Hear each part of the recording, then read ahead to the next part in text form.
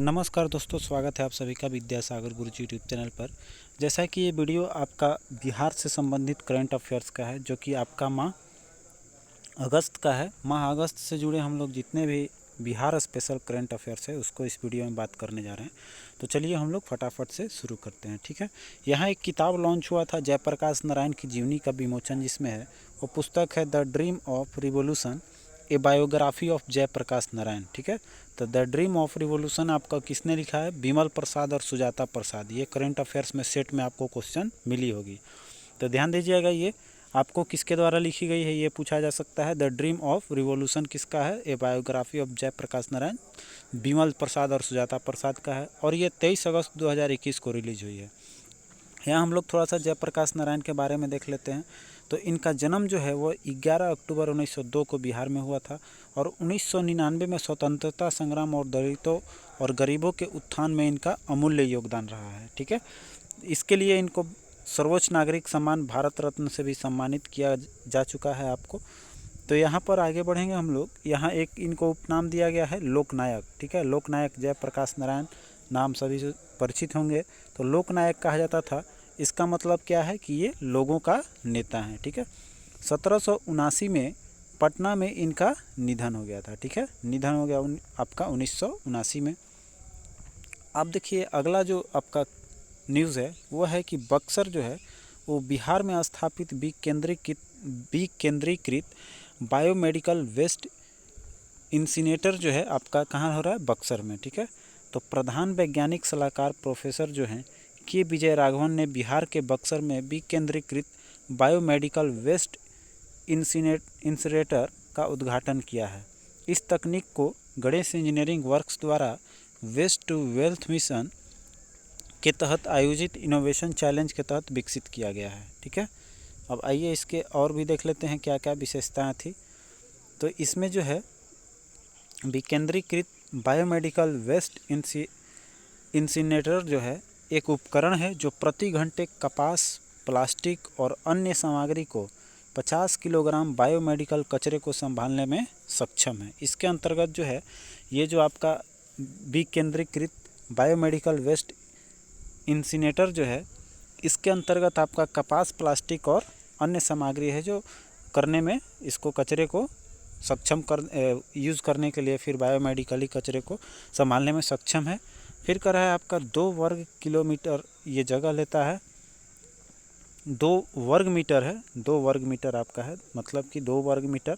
और ऑटो बिजली बंद विकल्प के साथ आपका 0.6 किलोवाट बिजली की आवश्यकता होती है। बहुत ही कम बिजली खपत और बहुत ही कम स्पेस में ये आपका इस्टेब्लिश किया जा सकता है इस उपकरण को, ठीक है।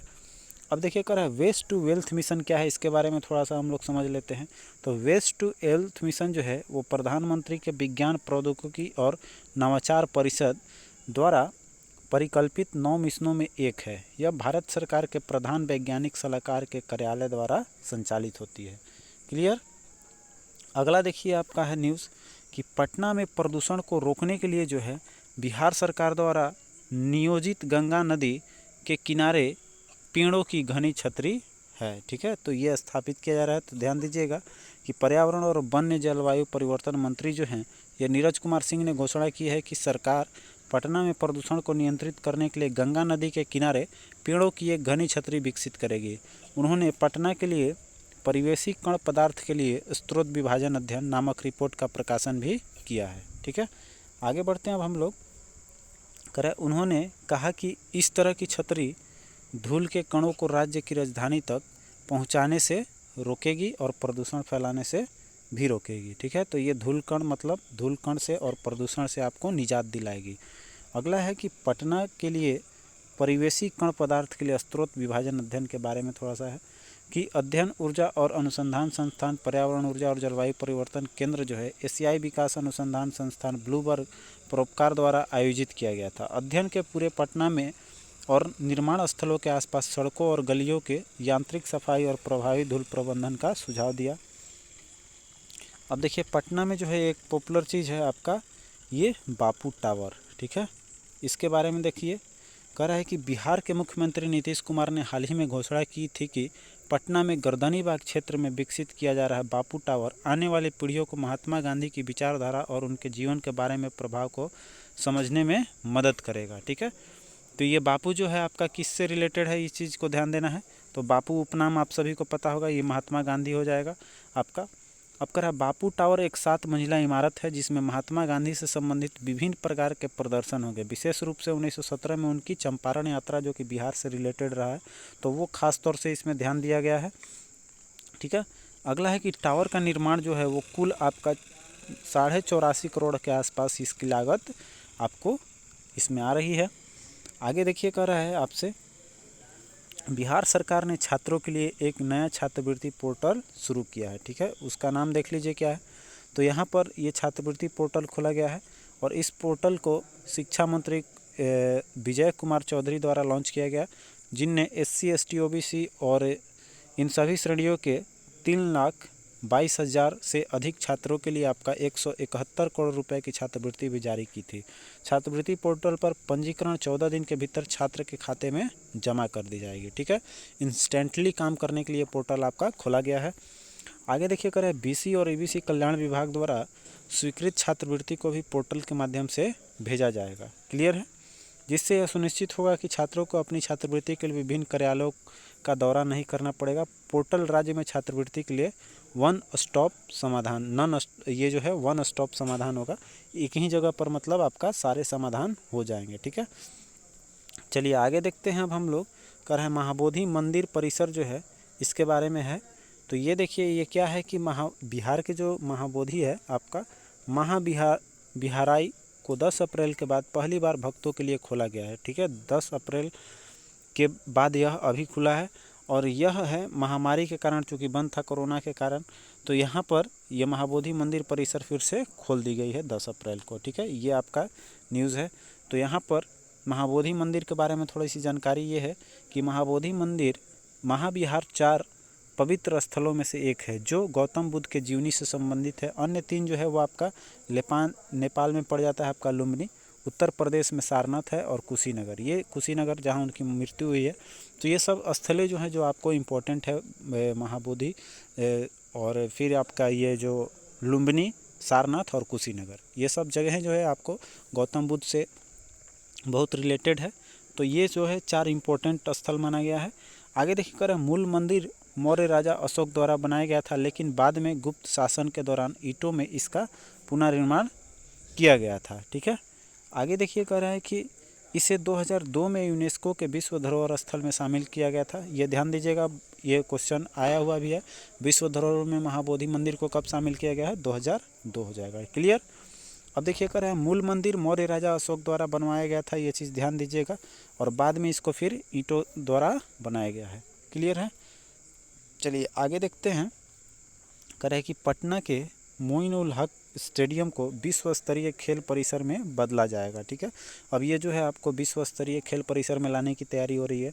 तो नीतीश कुमार ने हाल ही में पटना में मोइनुल हक स्टेडियम को विश्व स्तरीय खेल परिसर सुविधा के रूप में विकसित करने का परियोजना की समीक्षा की है और इसमें 10 खेलों की व्यवस्था होगी। क्रिकेट के अलावा मतलब स्टेडियम के चारों ओर और आधुनिक जल निकासी व्यवस्था सहित कई अन्य सुविधाओं की भी योजना इसमें होगी। ठीक है, अगला है स्टेडियम का नाम सैयद मोहम्मद मोइनुल हक के नाम पर रखा गया है, जो एक भारतीय कोच थे जिन्होंने खेल और शिक्षा में महत्वपूर्ण योगदान दिया था। वह भारत में ओलंपिक योगदान में अग्रणी थे, उन्होंने जीवन भर खेलों के लिए ही संघर्ष किया है। और मोइनुल हक स्टेडियम के अलावा नालंदा में एक और अंतर्राष्ट्रीय क्रिकेट स्टेडियम बनाया जा रहा है, जो पूरा होने के बाद बिहार क्रिकेट टीम का घरेलू मैदान हो जाएगा। ठीक है, चलिए आगे देखते हैं।